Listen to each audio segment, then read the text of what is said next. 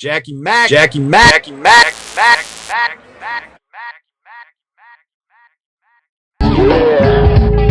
Cause I'm the king of the casuals, the casual king. I'm the king of the casuals, the casual king. I don't like the wrestling in MMA wrestling. I love it personally. I love jiu-jitsu. Okay, look, I love jiu-jitsu. The king of the casuals, the casual king. King of the casuals, the casual king. Cause ain't nobody bringing you the casual thing. Oh my goodness. How about them apples? Look at this, folks. Yeah.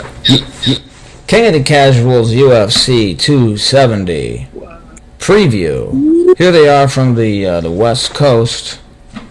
There's no other way to introduce them than the Bruise brothers. I mean, look at them. Fucking bad guys, right? Look at that guy. The Jiu-Jitsu champion. It's Nate and Jake from the West Coast, and here we are following through on our promise to Jack McCarthy. Hashtag Jackie Mack forever. Jackie Mack. And that's right. With smiles on our faces, the best we can, to talk about his favorite and our favorite sport, MMA, in particular.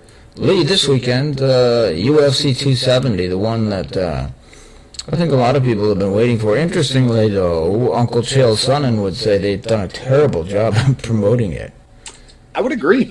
Not the UFC, but the fighters. You know, it's the fighter's job, right? Yeah. I mean, but they don't have to do, they don't have to be a Colby Covington or McGregor yourself. But I mean, the only thing I've seen from them is some generic UFC. Yeah, we used to train together. It's gonna be a good fight. Like, I don't understand that. Explain that to me. Like, I felt like Cyril Gahn was shook a little bit at the press conference. Not like he's scared to fight, but almost like from a, like a friendship point of view. He's like, what the fuck? I thought we were friends. And, like, he took it a bit more personally. Well, I mean, he's the one that's kind of on the rise, right? I mean, he's interim belt. So I'm sure that he doesn't have bad blood. But Francis is the one that now no longer with that. He's the one that's training somewhere else. All the pressure's up. So I'm sure, seems. And I think the main point of where the animosity all is with Francis' coach, who is currently Cyril Gahn's coach. I've seen in a couple of different posts and articles where he was calling Francis a bad person. You guys don't know him. He doesn't have. He was calling him what? He was calling him a bad person. Saying this is a guy. This is a guy full of himself. He's very arrogant. And basically just talking a lot of trash about Francis. And I know Francis had some things to say about the gym as well. But I think that's mainly between the coach and Francis. I don't know how much it is with Cyril, at least from what I've seen. I think Figueiredo is taking a cue from other people, and he's like, "Hey, I'm potentially going to go out here and lose to this guy a second time, but that is there. Why not try and build this up as much as possible? I don't care if I'm the heel. Let's make as much money as possible off of these pay-per-view numbers, because let's be honest, if he loses this fight to Brandon Moreno, it could be 2 years if he even has another chance to fight for the title." Yeah, no, I see that. And, what's funny is Figueiredo's had a bit of a, I think he's just a 135er, although he weighed in today at 120. He was like the second guy or something like that to weigh in. Mm-hmm. So, somehow he had a good camp. And then, of course, Cejudo switched from Moreno's camp to Figueiredo's camp to train with him. Well, yeah, and we saw how that worked out for the last two people that Cejudo's trained. They lost. Because Cejudo, weirdly enough, to me, he's won 2 belts in the UFC and won a gold medal. Other than that, he's a loser. Like the rest of his life, he's a loser. 100%. The guy's terrible. He's just an awful, he can't be, he's the least likable guy. Perhaps besides his manager, Ali Abdiaziz. I was waiting to hear about him. We always have to have at least one mention of Mr. Ali. Half the time we cut it out because I say something horrific about him, but this time we're leaving that shit in because I don't care. Fuck that guy. He's such a cunt. Well, why do you? I mean, I am not a fan of little. I mean, Cejudo I am not a fan of Cejudo. I wasn't when he was fighting. Does the guy have talent? Sure. Yeah, of course he does. I give him that, but his personality is such that, I mean, in the end, the human connection is okay. Take Conor McGregor. Well, he's fallen off a little bit in the last couple of years as a fighter. He still has 44 million Instagrams. He has that star quality thing, but so people have tried to emulate that. I'm not saying Cejudo. I hope he's not trying to emulate McGregor, because if he is, he's doing a terrible job. Yeah, awful. But I mean, it just McGregor has that it factor. He just does. You don't know. Well, he's funny too. He's clever. He's quick-witted. You're not going to get one over on him when it comes to a verbal fight, right? And I take, for example, Paddy Pimblett. He's another guy that you're going to start seeing a lot. You're going to start seeing a lot of, him talking trash, because that's what he does. But he's also likable. He's fun. People want to see more of him. Although he made a mistake recently, and pissed off. When you piss off Dana White, you tend to, and I think that's when Ngannou did. It was nothing to do with. By the way, let me finish up on Dana White's not racist, and the guy I was talking to finally agreed with me. But what it is Ngannou's manager is a dipshit and was trying to make it about money with John Jones and fighter pay, Jake getting involved with Jake Paul. Yeah. That pissed Dana White off. So Dana White's like, fuck him, and then came out today and said, well, you know what? He's just not that fun. Let him leave if he wants to leave. I think the big thing was that Dana went, hey, man, I understand that you are an absolute superhuman, and talking about Ngannou, but hey, I've got superhuman 2.0 standing right behind you that has even better background than you do in the fighting game. So if you want to be a douche about this, great, be a douche. I'll give him an interim belt. Whenever you get back, if you come back, you can fight him. And if you don't, I'll strip you. I'll have him fight somebody else. When Dana said, no, he's going to fight so-and-so next, I don't remember who it was, Paddy Pimblett's manager got up. These managers got to shut the fuck up. Yep. It starts with, I think they're all trying to follow, why you would want to follow Ali Abdelaziz, I don't know. I mean, he's got a lot of good fighters, no doubt. But he talks way too much. Like, we shouldn't know who he is. If you know who the manager is, he's not done his job. Agreed. The fighter should know who he is, but the fans, he should. And he posts so much shit about Conor McGregor that it's almost like deep down inside he would love nothing more than to take a nice warm bath and suck on Conor's toes. Ow! Yeah, and comb his beard for him and caress his little baby bottom. Wow. Right? I'm just saying, no, the guy's a piece of shit. Anyway, enough hatred. Gotta stay Enough positive. of that.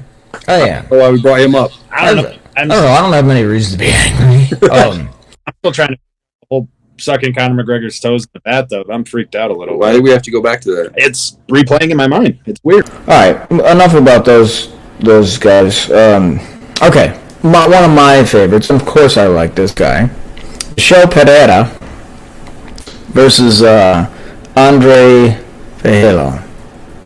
What was that? What was the second last name? I said I don't know how you pronounce it. again. Fajelo. What is it? Seattle? I don't know. I'm not looking at it. I think it's Fajelo. It probably is. You're probably right. I just like the way you say it. Definitely white. I'm definitely white or right? Yes. I feel very privileged that you've said that to me. Okay, I'm going to go first here and just tell you right now that nobody's beaten Michel Pereira. So, who do you guys like in this one? Pereira. All right. Okay. Co-main event, folks. Already the co-main event. The little guys. Actually, I don't consider Davis Figueiredo little. He may be short, but that guy looks like a beast. He's a tank, man. He's ripped for this. He's ready to go. Yeah, I think he's really ready to go. He seems like, man, I think he actually thinks he's going to win this fight. I really do. And the last fight, I don't think I would have said that. I think Moreno's in his peak right now. I think nobody's touching him for a little while. I agree. I see this going pretty much the same way. He's going to finish him in the first couple of rounds. I think Moreno is getting to that place that a lot of these champions do. Yeah, he's at a super positive point. He has a super positive mindset, and he looks at everything as something that he can achieve or something that he can reach. He doesn't look at things as barriers in any way whatsoever. So I think he's got the right mindset. He's got that championship mentality. I think he's going to hold on to that belt for a while. Now that I think about it, Moreno's Mexican, man. Those Mexicans are tough. They last through anything. You look at all the great Mexican fighters, they have willpower and ability to go through hell and get through it. So you're starting to change my mind a little bit. I see it. If Moreno doesn't finish it within 3, it goes the entire distance. It is a brawl. And I'm not saying non-technical fight. I'm just saying it is a back and forth shot. Like Gaethje Chandler or by the way, The last fight from last weekend. that was one of the best fights I've seen in a long time. At least since Chandler and Gaethje fought. Calvin Kattar is such resilient fighter, man. He took some shots in that fight that I thought if he gets touched again anytime soon, he's going to be in real trouble, and he just eats us. To be able to walk away from that Max Holloway fight the way that he did, and then to come out and fight the way he did in this fight, oh my goodness. Kudos to Kattar, man. But Yeah. Well, he's from Boston. They're born and bred differently. So anyway, I'm going to go with, I've changed my mind. You guys have, and I'm tough to, usually my ego gets in the way and I just will say, fuck you guys. But I'm going to say that you've convinced me. I think you're right. Because of the mental state that Brandon Moreno's in, and because he's a pure Mexican fighter, I admire all of, they just are a different breed of tough. Okay, so here we are to the main event, folks. It is Ciryl Gane, who sort of came out of nowhere to the casual fan, probably, Right. even to serious fans, to a degree. But a guy who moves like a 155er, but is the size of a giant, against maybe the scariest heavyweight of all time, in Francis Ngannou, whose story is still my favorite story to follow. I think that Ciryl Gane is going to stay at distance. He's going to pepper him for five rounds and probably win a decision. I think Ngannou has gotten a lot better in every aspect of his past couple of years, including his cardio. I think Ngannou at this point, if he fights a well thought out and methodical fight where he's pacing himself when it comes to his strikes, he's not overextending himself. I mean, we saw that in the Stipe fight where he overextended for a second. Stipe caught him. Stipe thought he had hurt him, but it's the Terminator and Ngannou. And Ngannou was like, ooh, thank you for coming in on me. I can throw this up punch again. And he puts Stipe out. So Nate going with Ciryl Gane. In a 5-round decision. holy shit. I think Ciryl Gane to me seems like the type of guy has a big heart and is like kind of sensitive. Not obviously not physically, but I think it bothered him that like Ngannou was like saying we're not friends, we weren't really teammates, and Gane probably was like, wow, that's kind of hurts, Yeah. I mean, he was, and I respected the fact that he didn't try and like act like a dick back. But he might be kind of shook. Because ain't no such things as halfway crooks, sorry. But yeah, I think so. I think he's... You believe I just did that? I'm going to even go a little harder than that. I'm going to go Ngannou knockout second round.